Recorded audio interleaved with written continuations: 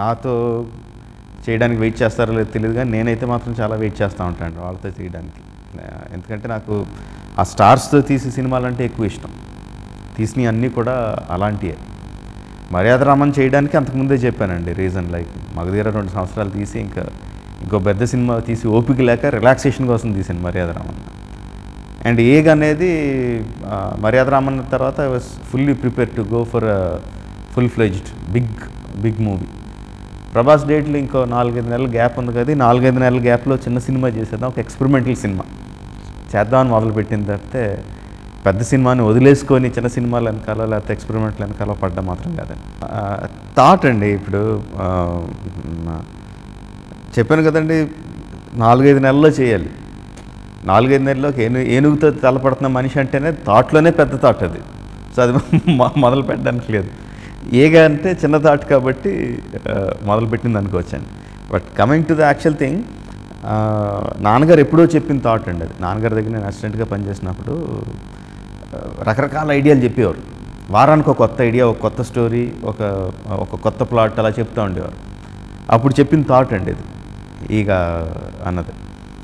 ఏగని మనిషిని ఇరిటేట్ చేయడం అన్నది. చాలా నవ్వుకున్నాం, చాలా సరదాగా ఫీల్ అయ్యాం. బట్ అది అసలు సినిమా చేద్దామని ఆలోచన కానీ చేయాలని ఇది కానీ అప్పటికి ఏమీ లేదు. నేను కనీసం అసిస్టెంట్ డైరెక్టర్ని కూడా కాదు, అసిస్టెంట్ డైరెక్టర్ని అయినట్టున్నాడు. ఐ మీన్ డైరెక్టర్ని కాదు, ఇంకా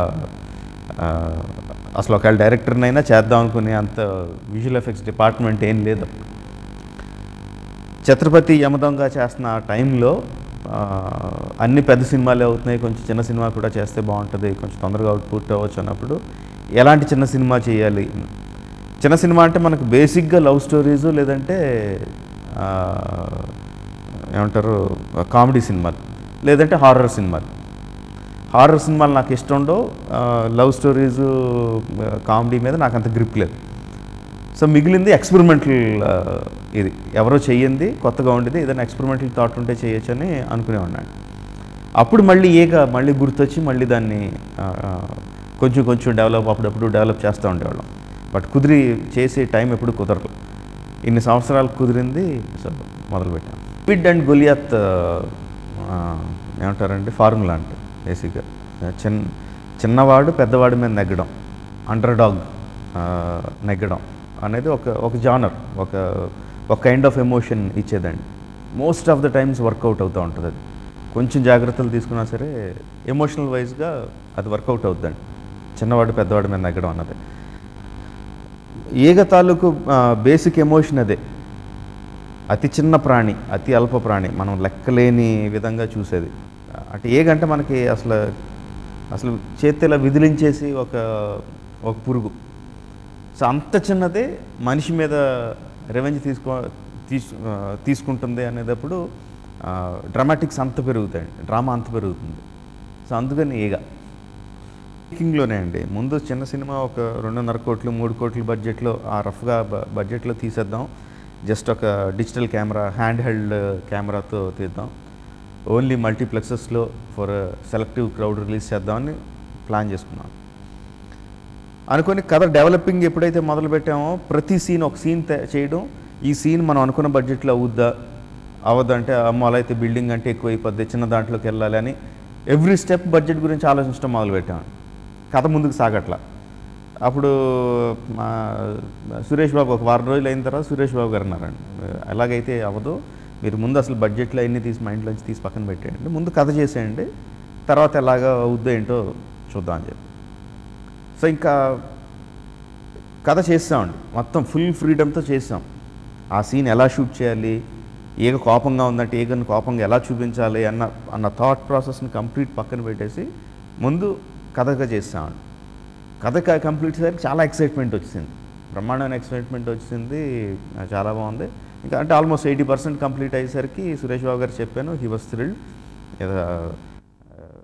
this is a story that has to be made. ఈ కథ సినిమాగా తీయవలసిన కథ ఇది, సో మనం చేద్దాం అని చెప్పి బడ్జెట్లు వేసుకుంటే చిన్న సినిమా తక్కువ రోజులు తక్కువ నెలలు అన్నీ ఎగిరిపోయినాయి. పెద్ద సినిమా అయిపోయింది, పెద్ద బడ్జెట్ అయిపోయింది, అన్నీ పెరిగిపోయినాయి. అన్నీ పెరిగిపోయినప్పుడు బట్ సాయి గారు కానీ సురేష్ బాబు గారు కానీ ఎక్కడ తగ్గలేదండి. ఫుల్ ఎమోషన్ ఉంది జనాలకి, కొత్త కంటెంట్ చూపిస్తున్నాం, ఇది 100% సక్సెస్ ఫార్ములాలో ఉన్న cinema will go head and make it అన్నారు. ఏం నేర్చుకున్నారంటే ఎంత తక్కువ తెలుసో నేర్చుకున్నానండి గ్రాఫిక్స్ గురించి. అంటే మగధీర యమదొంగ మగధీర అవన్నీ తీసేసరికి ఏదో మనకు కొంచెం గ్రిప్ వచ్చింది, గ్రాఫిక్స్ మీద మనకు కొంచెం ఏదో పెద్ద బాగా తెలిసేసుకున్నాం అనుకున్నాను. కానీ ఏగ చేయడం మొదలుపెట్టిన తర్వాత అసలు మనకు తెలిసింది ఎంత తక్కువ, తెలియాల్సింది ఎంత ఎక్కువ, ఎంత పెద్ద సముద్రమో తెలిసిందండి. విజువల్ ఎఫెక్ట్స్లో గ్రాఫిక్స్లో 2 భాగాలండి, ఒకటి యానిమేషన్, ఒకటి విజువల్ ఎఫెక్ట్స్. సరే, విజువల్ ఎఫెక్ట్స్ అన్నది ఇప్పటికి Indian industry visual effects industry బాగా డెవలప్ అయిందండి. రకరకాల వాళ్ళు చిన్న స్టూడియోస్ కూడా మంచి ఎఫెక్ట్స్ చేస్తున్నారు, మంచి క్వాలిటీ అవుట్పుట్ ఇస్తున్నారండి. బట్ యానిమేషన్ అనేది మనకి బాగా వెనకబడి ఉన్నాం. యానిమేషన్లో బాగా వెనకబడి ఉన్నాం. యానిమేషన్లో 2 రకాలు ఉంటాయండి. ఒకటి యానిమేషన్ అనగానే మనకు కార్టూన్ సినిమాలు గుర్తొస్తాయి, అది కూడా యానిమేషనే. లైన్ కింగ్ కానీ లేకపోతే పిక్సార్ సినిమాలు కానీ high and animation, cartoon animations. మనం చేసేది ఏ కోసం చేసేది వచ్చి రియలిస్టిక్ యానిమేషన్ అండి. కార్టూన్ యానిమేషన్లో వచ్చి ఆ కార్టూన్ క్యారెక్టర్కి లిమిట్స్ ఉండవు. చెయ్యి ఎంత పొడుగన్నా సాగిపోద్ది, తల ఎంత పెద్దదన్నా అయిపోద్ది, మొత్తం కార్టూన్ క్యారెక్టర్ చిన్నది అయిపోద్ది, పెద్ద అయిపోద్ది, ఎక్స్పాండ్ అవుద్ది, కాంట్రాక్ట్ అవుద్ది. అంటే బేసిక్గా స్క్విష్ స్క్వాష్ యానిమేషన్ అంటారండి. ఎలాగైనా సరే చేయొచ్చు, దానికి లిమిటేషన్స్ ఉండవు. దానికి రియలిస్టిక్ యానిమేషన్కి వచ్చేసరికి అలా ఉండదండి. దానికన్నీ ఫిక్స్డ్ లిమిటేషన్స్ ఉంటాయి. చెయ్యి ఎంత వంగుద్ది, ఎంత తిరుగుద్ది, తల ఎంత తిరుగుద్ది, అన్నీ ఫిక్స్డ్ ఉంటాయి. ఫిక్స్డ్గా ఉన్నప్పుడే మనకు అది రియలిస్టిక్గా కనిపిస్తుంది, లేకపోతే కార్టూన్ సినిమాలాగా అయిపోద్ది. సో మన సినిమాకి సంబంధించినంత వరకు మనకి ఏ రియలిస్టిక్గా కనిపించాలి. కొన్ని సినిమాటిక్ లిబర్టీస్ తీసుకున్నా కానీ చూసి ఆడియన్స్కి ఇది రియల్ ఈగా అని అనిపించాలండి. సో ఆ రియలిస్టిక్ యానిమేటర్స్ అనేది ప్రపంచంలోనే తక్కువ మంది ఉన్నారు. అంటే ఉన్నారండి, తక్కువ మంది ఉన్నారంటే మన బడ్జెట్లో మనకు దొరికేవాళ్ళు చాలా తక్కువ మంది ఉన్నారు.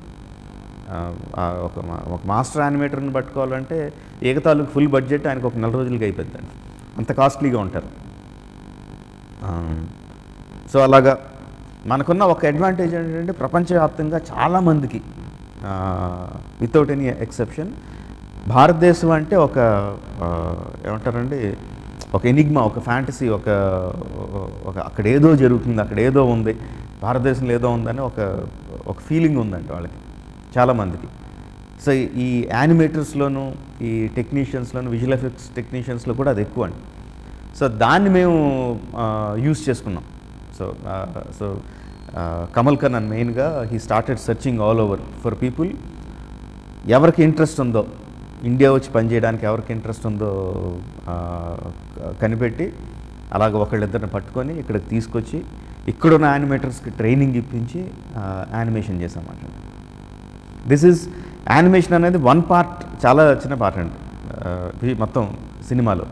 ఆ యానిమేషన్లోనే బోల్డని స్టేజెస్ ఉన్నాయి, అనంతం. ఆ స్టేజెస్ని ఇంకా అనంతం అండి. ఏగకి కంపేర్ చేయాలంటే 2 వేరే టైప్ అండి. మగధీరాల్లో యూజ్ చేసింది వచ్చి మెయిన్ క్యారెక్టర్స్, ఫోర్గ్రౌండ్ ఎవరైతే ఉన్నారో వాళ్ళని షూట్ చేసాం. వాళ్ళ వెనకాలంతా డిజిటల్గా ఎక్స్టెండ్ చేసాం, గ్రాఫిక్స్లో క్రియేట్ చేసాం. ప్రిడామినెంట్గా అంటే ప్రధానంగా, వేరే రకరకాలు కూడా ఉంటాయి కానీ ప్రధానంగా చేసింది అదండి.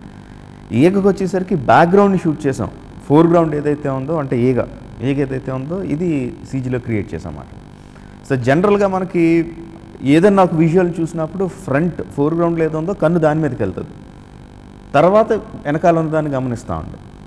సో మగధీరాలో అక్కడ చిన్న మిస్టేక్స్ ఉన్నా కూడా కన్ను పెద్దగా పట్టించుకోదు, ఎందుకంటే ఫోర్గ్రౌండ్ ఎలిమెంట్ లైవ్ కాబట్టి.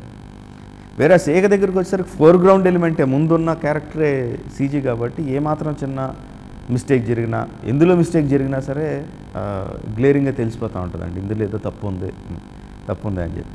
సో ఆ విధంగా చూసుకుంటే మగధీర కన్నా చాలా కాంప్లికేటెడ్ అండి.